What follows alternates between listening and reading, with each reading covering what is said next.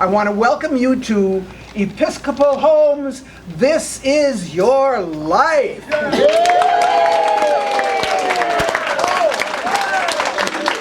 You're a live one. That's good, because that's what I wanted to tell you. I want you to put your hands together whenever the Spirit moves you. Give a whoop if you like. Woo, woo, woo. Let's practice one more time. Here we go.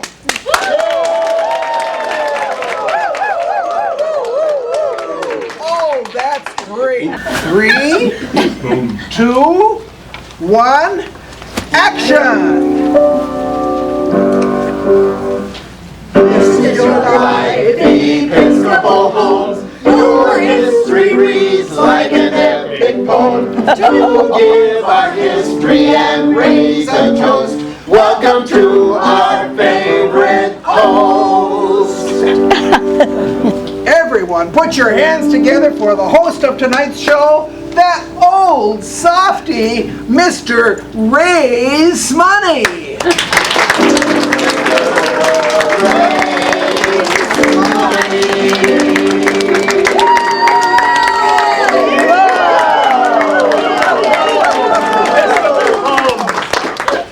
This is your life.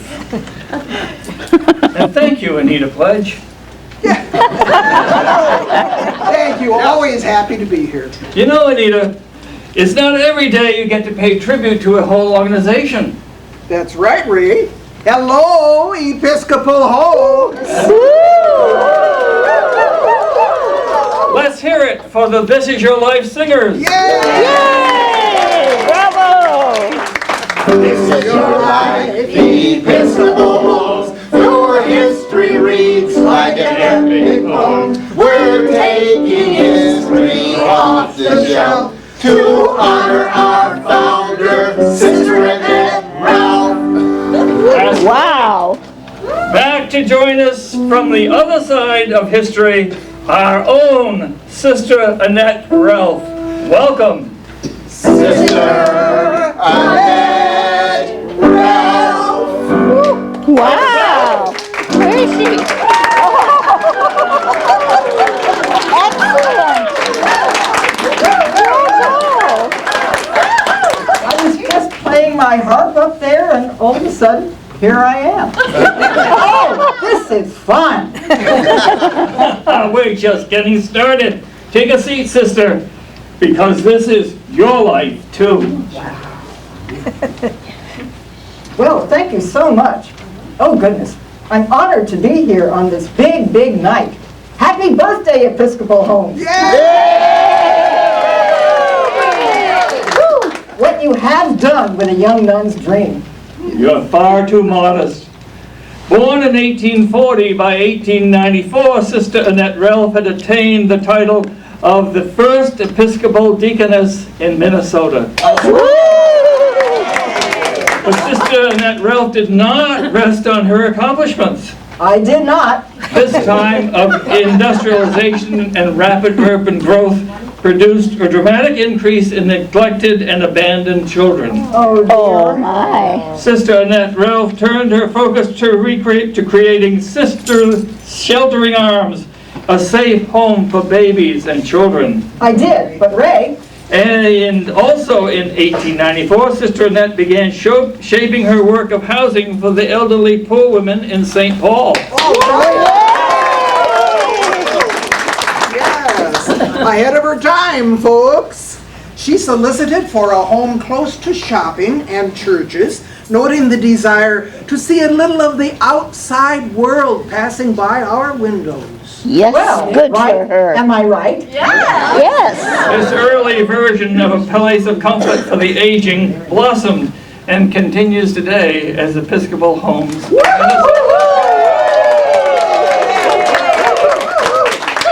I like that. No arthritis. I was just moved by those who struggled, and I want to help. That's why we're here, isn't it? And I tell you, we can't do it alone, Ray. Yes, no, everyone really knows you can't do it alone. Not even me, right, Anita? Absolutely not, Ray. Thank you, sister, for all you've done for us. My pleasure. Ray, you're such a good host. Oh gosh, and Anita Pledge, you're doing a wonderful job, isn't she? Anita, how's your sister, Lemon? Lemon Pledge?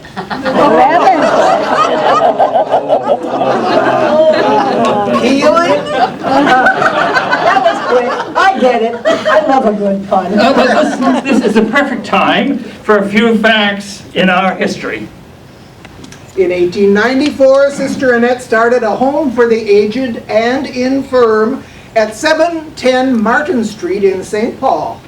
You had creative ways to raise funds to fuel your mission. Board members were asked to raise $5 for the coal bills. Oh, yes. Ooh. State Fair fundraiser serving lunch earned $247 for the home. That was a Wow. lot back then. The generosity of people, I tell you.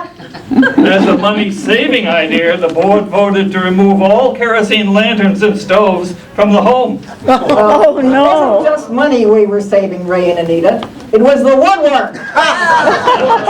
I remember our long-term loyal friends, the Schubert Club of St. Paul. They gave the Really? musical to raise funds of $4.60 for the home. Yeah, and it was a good thing because 15 years later, Sister Annette, you became a resident of the home. I sure did. But it says here, there was some trouble. It seems like they passed some house rules that included, and I quote, inmates are strictly forbidden to make complaints. Oh, dear. That didn't last very long. Sister Annette, you Underground. were reprimanded for voicing concerns and speaking up regarding the home's state of affairs. I sure was, and I sure did. That's why I'm the lead harpist. It's worth noting that shortly after that, they took up your suggestion to change the name from inmates to residents. Yay, whoa, whoa. Speaking of residents, in 1911, resident Mrs. Berry moved her piano from her room into the parlor. And the Sunshine Society sent cards, flowers, and curtains, along with a donation of $5 to paper the dining room in honor of annual Old Ladies' Day.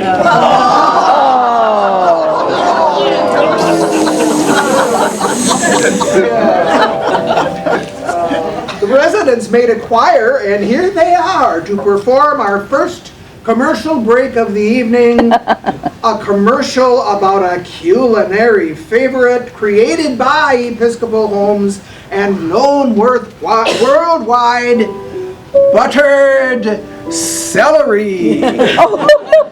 Please welcome here all the way from 1911, the Episcopal Homes Piano Parlor Choir. Gosh, Joan, I don't know how to make dinner time more exciting and nutritious. I know. I want dinner food that's healthy, that's proven to be healthy, with tonic and purgative properties. I want something that pleases everyone and offends no one's palate. Try this, buttered celery. It's good and it's so good for you. Cook named Mallory. Was getting tired of counting calories. She knew just how to stretch her salary with celery. Butter and boiled is luscious, and you can trust us, Mallory. We're up in heaven with your celery, butter and brains. We just can't get enough of that great heavenly stuff. Mallory, we sing your praise.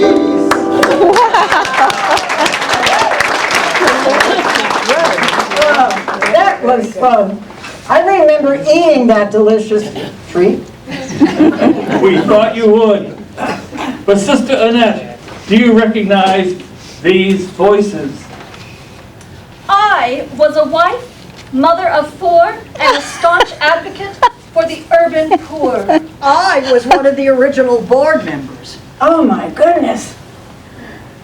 Please welcome Emily Bennett King and Eliza May.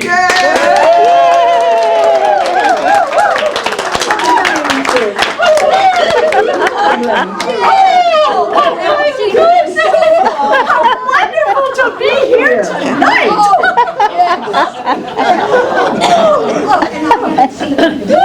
Oh my goodness. Yes, so much to celebrate. Your dedication to London.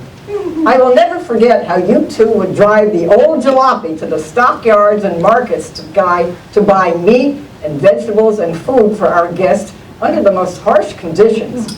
The deep snow, the smell of the stockyards. Oh goodness, you carried on so beautifully after I passed. Yes, that day in 1915. Oh, and we praised you. Oh dear. Oh, for years of service, undaunted courage, and persistent hopefulness in all times of trial, and large faith in the ultimate success of the home. Oh, thank you, dear. Well, I'm here now. Tell me what I missed. Gosh. Well, in 1920, electric lights were installed. St. Mark's Church donated 100 pounds of sugar. Sweet! In the summer 1921, St. John's Church sent cars every Wednesday for rides for the residents. Nice! Ascension Church of Stillwater donated fresh vegetables, fresh and canned fruits and jellies. Yum!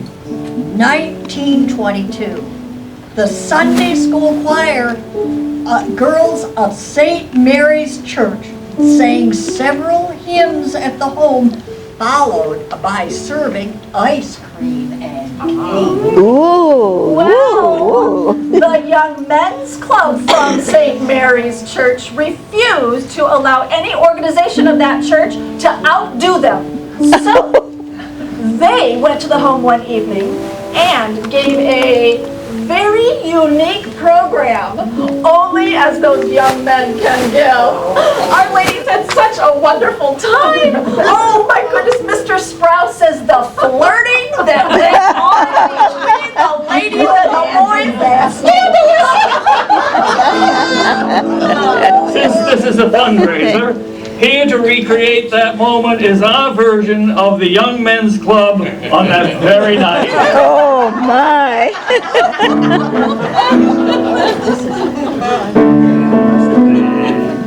Have you told your family that you're going to be on national TV? To salute our legacy, our darling Emily. In 1923, 3 telephones were installed to help eliminate so much running up and down the stairs. That's right. We were keeping up with the times. And the home secured a permit to provide sacramental wine for church services and other spirits to aid the sick. It's medicinal, isn't it? In 1924, Mrs. Donaldson was requested to remove her revolver from her nightstand and put it in a locked trunk. 1926, the Reverend Frank Zubik was nominated to be chaplain of the home, where he would remain for 46 years. Different time, sounds like. A new Sagamore radio console was purchased and placed in the living room. Where it stayed for 46 years. Just kidding. Oh, this is fun. Then what happened? Well, sister, in 1930, women take over complete operation of the home with 5 men to assist as advisory board. And my friend here, Eliza May, was elected the first female president of the board.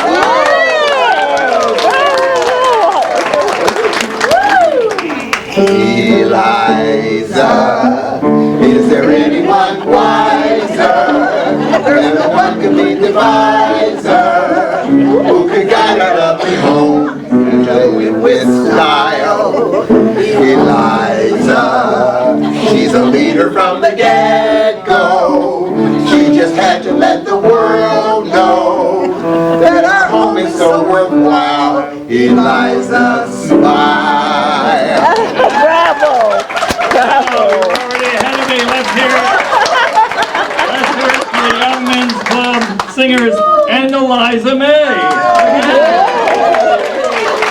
Congratulations. Good news. I'm really pleased. A lot happened in those years. Electricity, telephones, radio. Prices went up as well, and time, it seemed, sped up. That year, we passed a certificate of amendment to change to home for aged or homeless persons. No longer women only. Oh, yeah! And our board developed a memorial fund to assist residents with financial needs. Now that makes me happy. Yes. And in 1939, the Emily King Hall was dedicated. Oh, Emily, they named a hall in your honor? Yes, they did. Emily, have you told your family? Yes, sister. Where are those handsome fellas? Oh, really? Oh, in attendance was none other than your great-grandniece, Judith Ralph.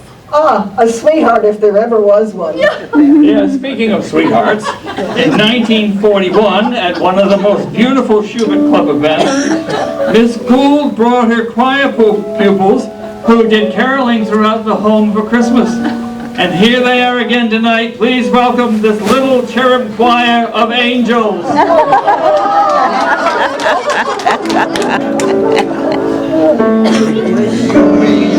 Happy birthday, we come to know your birthday.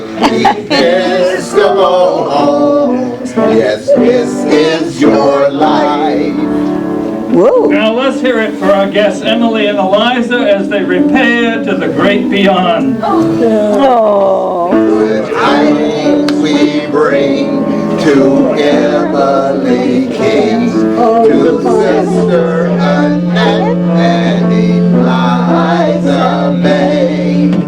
Episcopal, you're here to say.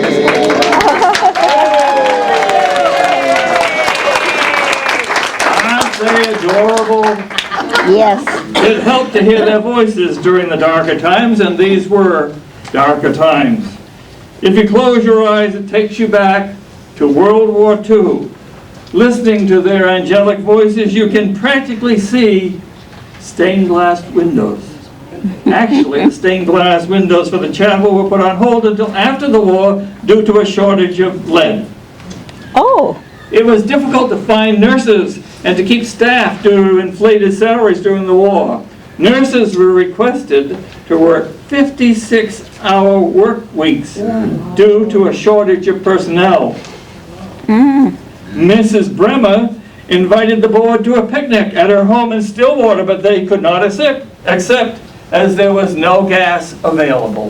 In 1944, the home was hit by a flu epidemic. Oh, dear. But also in '94, the Masonic women gave a Valentine party and trimmed little baskets were presented to each resident. Oh, how sweet. Please. Yes, And have sweet. Eisenmanger's Market provided free chickens for Christmas. And things are looking up. We'll be right back after this message from our sponsor. Oh, yes. Eisenmanger has done it again. You sure know how to treat a friend. Comes for Sunday dinner, it's a trend. Happy days are here again. During the war, a victory garden was planted with all red, white, and blue flowers.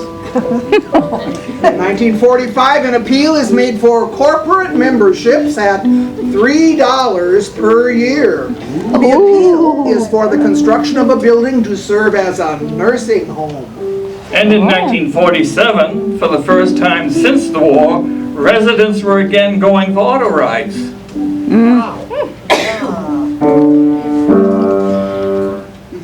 won't have to shell a bucks. This truly is a Christmas cluck. It's an open heart that makes the luck. Eisenmanger is our friend.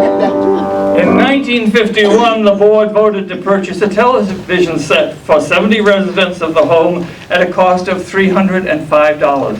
1952, each board member donates $1.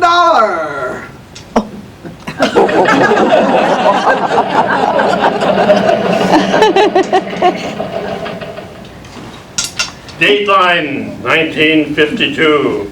Pioneer Press says, behind the hedge of the bend of the brief Peoria Avenue stands a dynamo of human energy empowered by some 70 silver-haired ladies in retirement.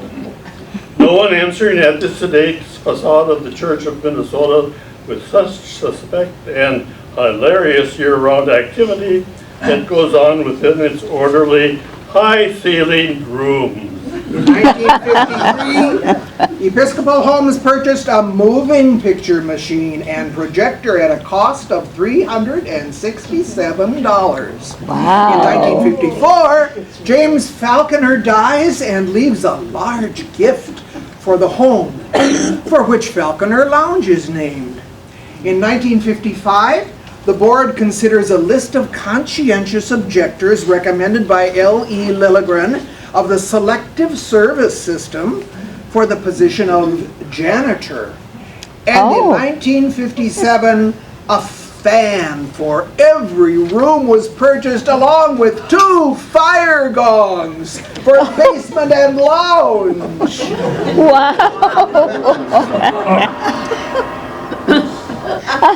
In 1959, the board turned down a large donation offered from a Milwaukee man who requested the home only be open to Episcopalians. The time they were a-changing. Writers and critics and reporters who report that admit that aging is a real action sport. A place like Episcopal softens the blow. Generosity rapidly rising, and admits that it's time to accept their support for the times they are a-changing.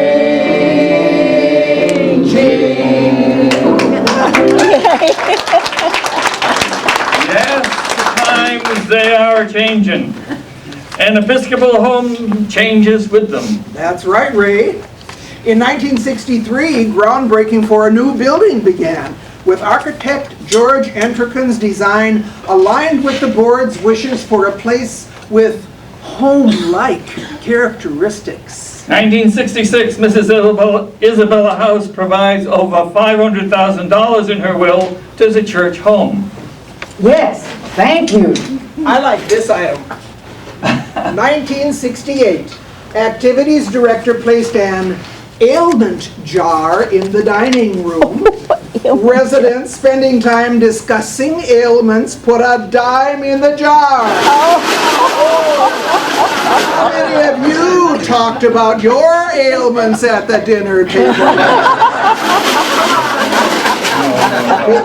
And the Corps of Engineers designated the home as a fallout shelter and requested permission to store 88 drums of water, biscuits, and carbohydrates in the crawlways under the building. Time's changing indeed. I wonder if there's still food in the crawlways under the building, Peter. We could use those biscuits for hockey pucks. Good point. Let's take another commercial break and hear from one of our sponsors, occupational therapists. When we come back, we have some very special guests to help us pay tribute in our final segment. But now, please help us welcome back our children's choir. Children's You choir. Thinking of ways to stay trim, limber, and involved and engaged? Yes. Well, want access to activities that are therapeutic and fun? Well then, you want an occupational therapist. One is for the obvious, young and old agree. C's for clever things they make us do. C is 'cause they're certified and then some. U for understanding me and you. P is for the people they are helping. A is the way they learn, but there's a catch. There's too many letters to spell occupational therapist. So, TIONALTHERAPIST.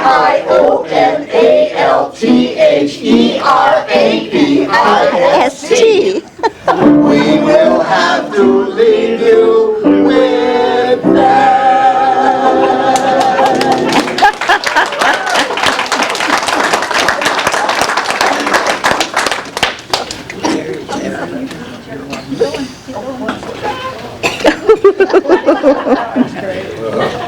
Thank you, occupational therapists, and every other kind of therapist who make our lives better.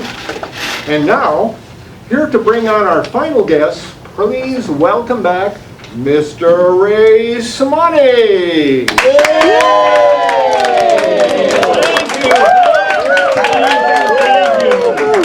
We are now up to 1970 in our timeline, and that's the year we made our official name change to the Episcopal Homes of Minnesota. In 1973, the first occupational therapist, Mrs. Stevican, and activities director, Ms. Lydia Bowl, are employed to expand the activities program to meet physical, recreational, and social needs of all the residents. Guess who joined the board in 1976? None other than the great-grandniece of founder, Sister Annette.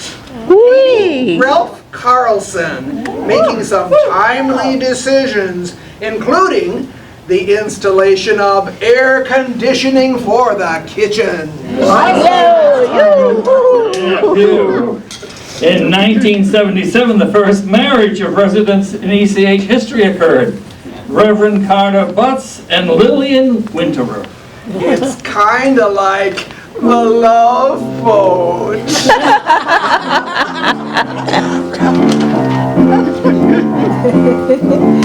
Yes, Episcopal homes. Climb aboard, no more to roam. We have purchased homes on East Lyndhurst Ave, a new coffee shop.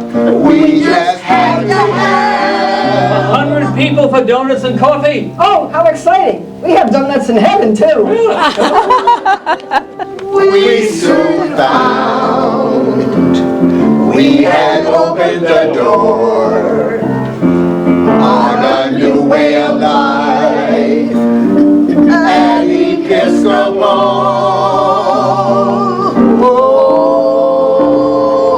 Wow. Beautiful. That's right. It's the 80s now, and since everything is speeding up, we are going to do our speed round. Oh goodness, let me flip this chart here. A speed round, right? Absolutely. ECH was growing. The ECH Foundation is set up and bylaws prepared. Beckett Wood Cooperative planning begins with land purchase from Sheltering Arms of Minneapolis for $950,000. Ooh. Residents received seating assignments in the dining room to be rotated quarterly. The purpose was, quote, opportunity for interesting conversation. So many wonderful folks to meet.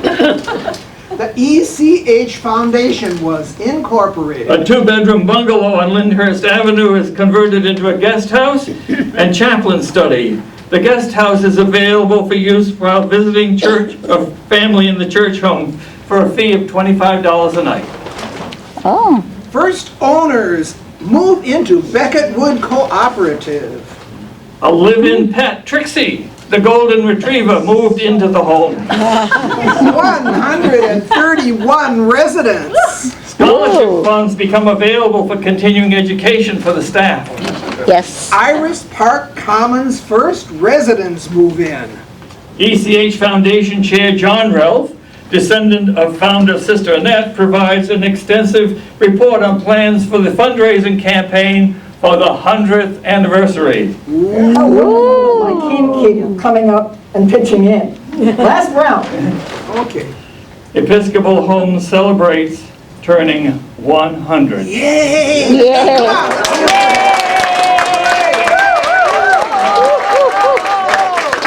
And Reverend Irma Wyman, dressed as Sister Annette, gave a beautiful homily in Coventry Chapel. Here's a sample. Love God and love your neighbor as yourself. Peace begins when the hungry are fed. We struggle with gaps, the economic gaps, the healthcare gaps, the education gaps, and sometimes we lose heart. The legend is that the home for old women would have closed if J.J. Hill hadn't given Sister $100 during a crisis. That doesn't sound like much, but in today's dollars, it would be upwards of $35,000. Ooh. Sister calls to all of us to keep the work going. Yay. Thank you so much, Irma and Sister Annette. And that brings us to 1999.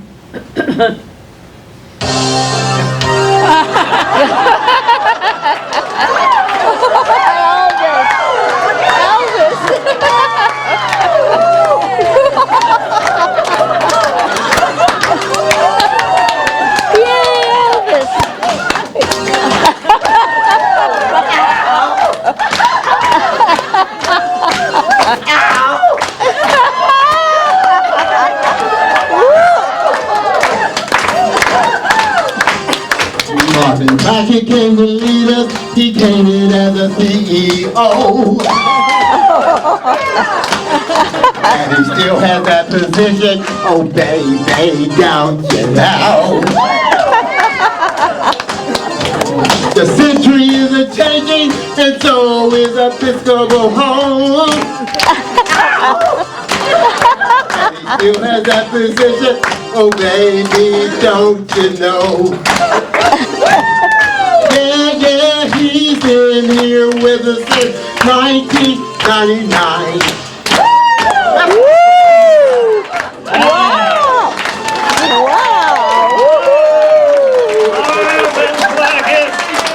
Come on down! Oh goodness! I was riding my bike and this stiff wind blew me in here.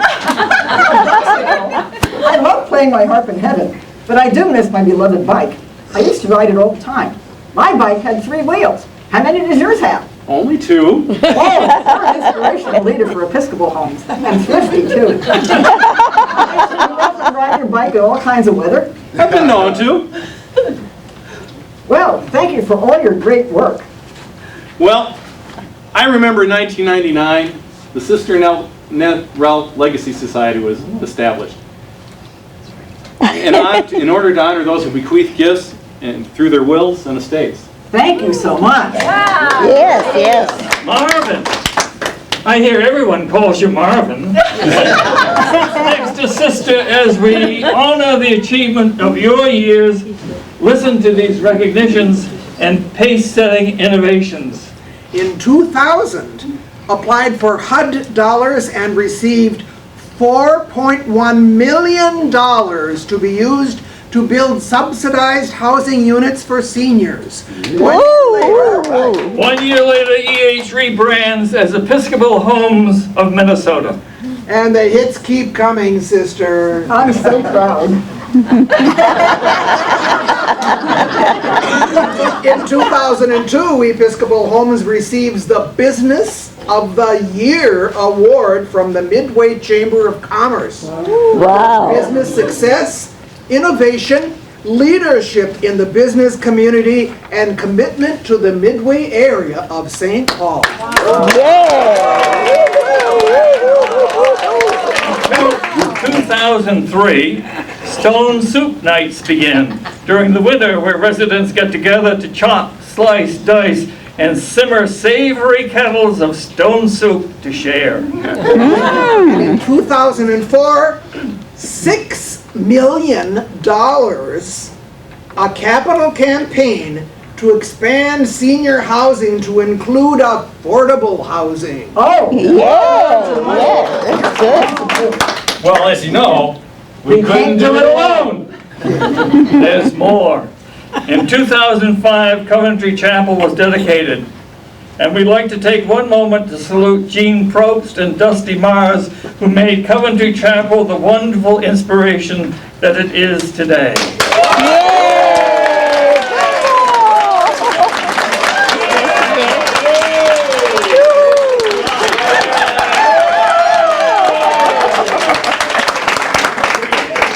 it's a good thing we didn't bring Dusty up here, or we'd never get a word in edgewise. Of course. Gene and Dusty are 2 peas in a pod.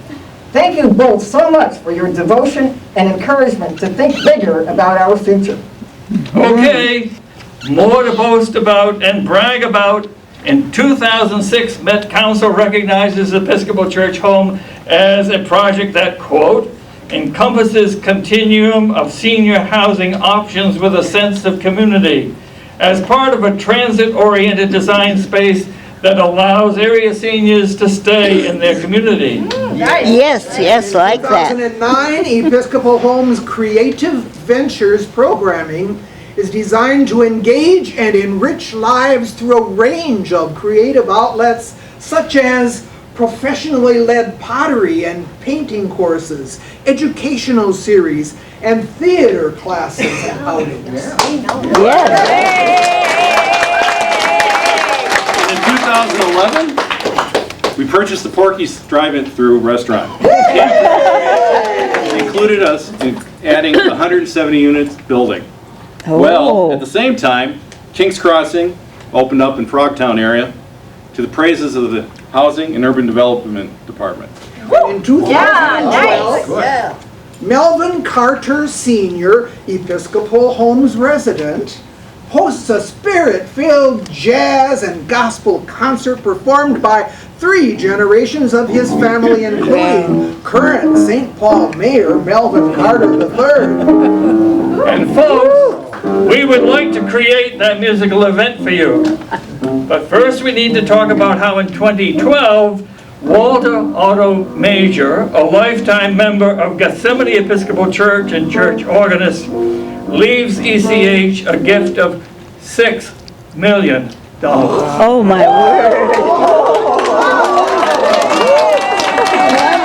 Anybody here ready to top that?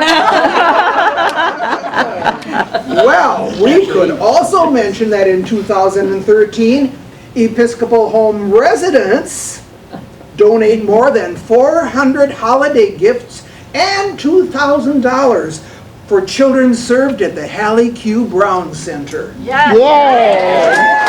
And how Midway Point houses 50 additional units of HUD affordable housing. Not to mention that in 2015, ECH becomes the first nursing home in Minnesota to implement the greenhouse model of skilled nursing care.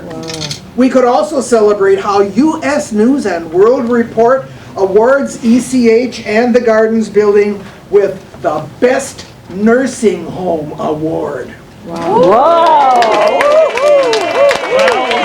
they're all amazing achievements and a testament to the work begun by a humble sister 125 years ago. Yes.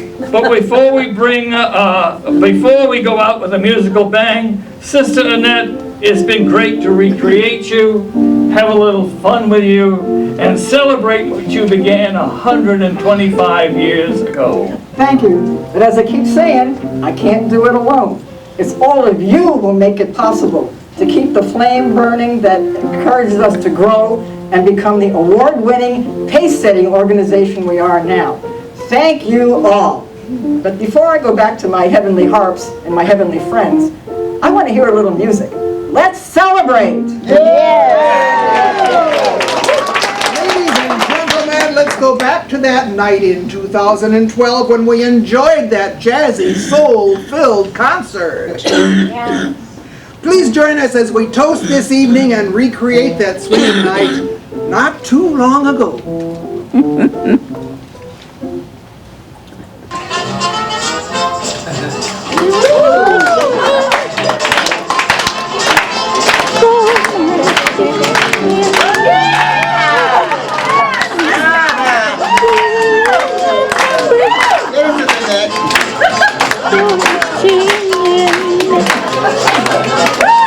That's all the time we have, folks.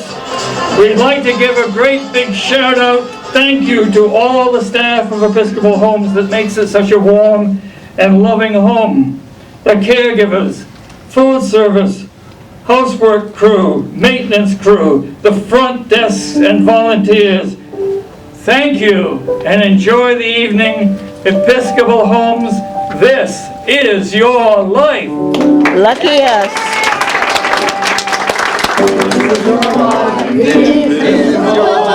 Your history reads like an epic poem. To live our history and raise a toast to our home of which we boast.